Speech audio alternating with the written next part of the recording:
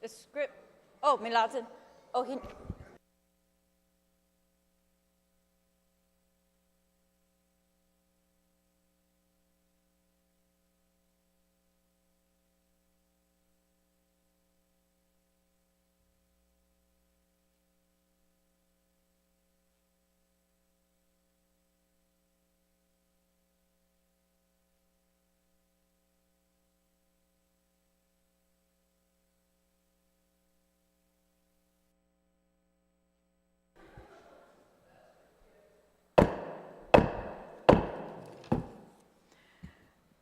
Buenas.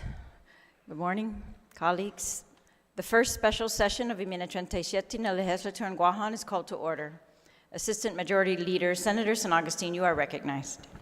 Madam Speaker, notwithstanding the House rules, I move to adopt today's first special session agenda dated March 20th, 2023.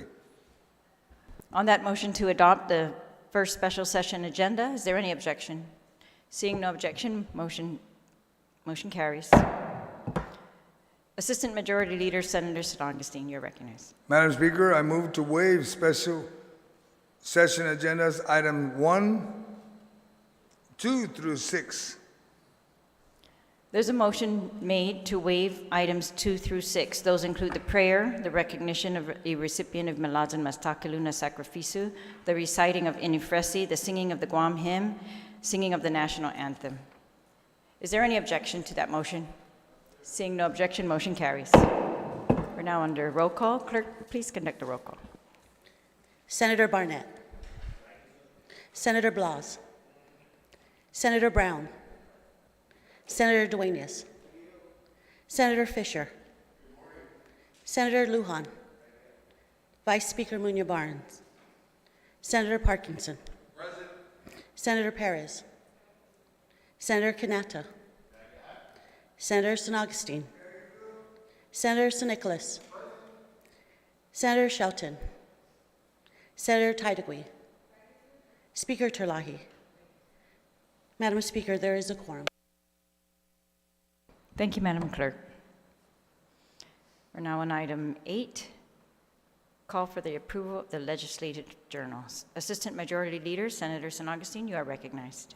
Thank you, Madam Speaker. I move to waive special session agenda items 8 through 9, and 9, correction. Thank you. Item 9 is communications and petitions. On that motion to waive those 2 items, is there any objection? Seeing no objection, motion carries. Assistant Majority Leader, Senator San Augustine, you are recognized. Madam Speaker, I would like to advise the members of the message from Imagahaga Guam specific to the call to special session and move that the message from Imagahaga Guam be appended to today's special session journal. On that motion, is there any objection? Seeing no objection, motion carries. Acting Legislative Secretary, Senator Barnett, will you read the message from Imagahaga Guam into the record?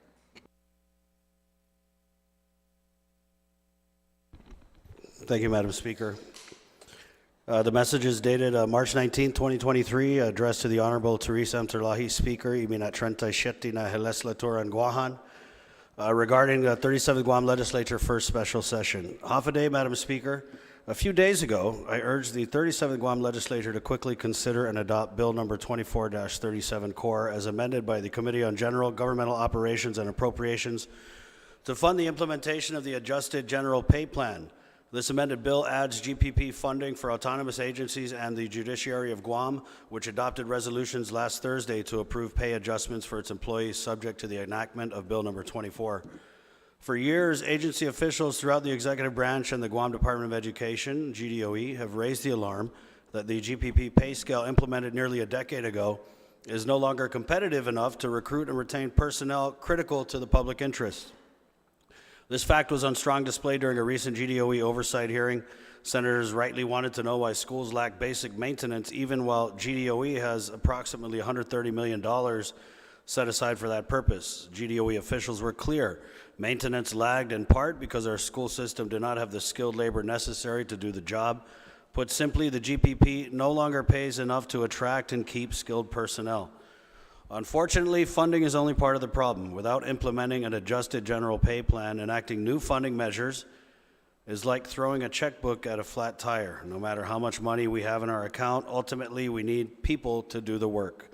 The same is true for critical personnel leading the fight against drug addiction and mental illness at the Guam Behavioral Health and Wellness Center. Oh, it's true for social workers at the Department of Youth Affairs and support staff at the Department of Corrections, and it's true for the bus drivers that our students rely on at the Department of Public Works. Every week, we lose competent personnel responsible for carrying out the day-to-day operations of key programs and services on which the community and our children rely on to survive and thrive. My administration lowered the deficit every year that I have been in office until it was eliminated. We implemented strict fiscal policy from day one, long before the COVID-19 pandemic and its associated federal stimulus spending, mindful that the stability of government operations relies on our government's financial health. We do not intend to rest on our laurels. Fiscal discipline has become a hallmark of our administration, and we intend to continue on a course that sets our government finances up for success.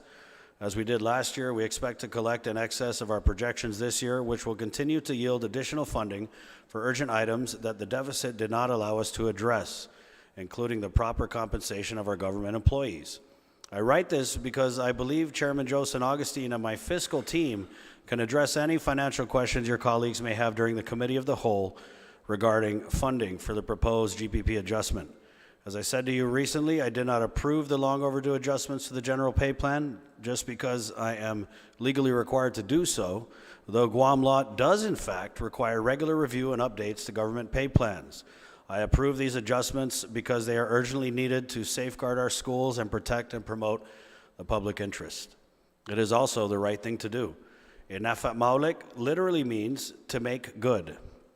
We have an opportunity to make right for our government employees an adjustment that has been withheld from them for too long, an adjustment that for many will drastically improve their standard of living and the lives of their children and families. It is incomprehensible that any leader would choose not to make right this wrong when the opportunity and the means to do so are well within our reach. Saying no is simply not enough.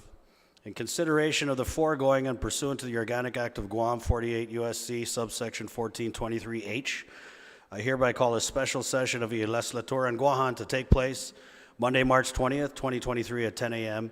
at the Speaker Antonio R. Pinco Legislative Session Hall within the Guam Congress building. I call this special session for the sole purpose of the 37th Guam Legislature's consideration and vote upon the measure attached hereto, which I believe the public interest requires. Sinceramente, Lourdes A. Leon Guerrero, Magahagan Guahan, Governor of Guam. Sidus Masi, Acting Legislative Secretary, Senator Barnett. Assistant Majority Leader, Senator San Augustine, you are recognized. Madam Speaker, I move to waive special session items 11 and 12. Those are items, reports of standing committees and reports of select committees. On the motion to waive those items, is there any objection? Seeing no objection, motion carries.